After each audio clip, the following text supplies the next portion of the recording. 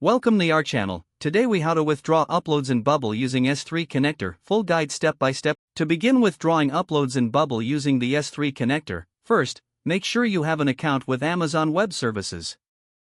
Log into your AWS Management Console. Navigate to the S3 service under the Services menu.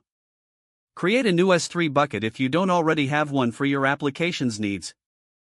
Ensure your bucket settings allow public access if your uploads will be public. Once the bucket is created, go to the Permissions tab. Select Bucket Policy and configure it to allow the necessary actions for your application. Next, in your Bubble app, install the AWS S3 plugin if you haven't done so already. Once the plugin is installed, go to the Plugins tab in your Bubble editor. Configure the S3 connector settings using your AWS access key and secret key. Input the bucket name corresponding to the S3 bucket you created earlier.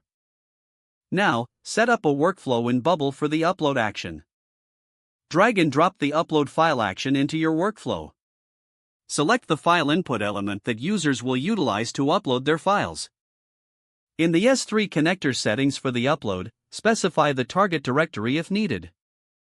Run a test upload to verify that the connection to S3 is functioning properly. After ensuring the upload works, create a new workflow for withdrawing or deleting files. Use the delete file action from the S3 connector in your workflow.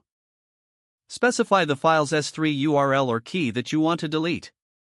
Run a test to confirm that the file is successfully removed from your S3 bucket. Finally, check your S3 bucket to ensure the file has been withdrawn as expected. Make any necessary adjustments to your workflows to suit your application's needs. If the page does not load, refresh the browser or try again in a private or incognito window.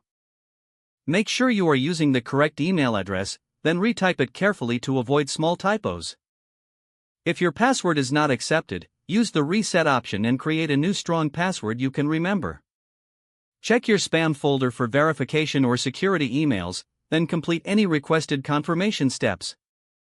Enable two-factor authentication if available to improve account security and reduce unauthorized access risk.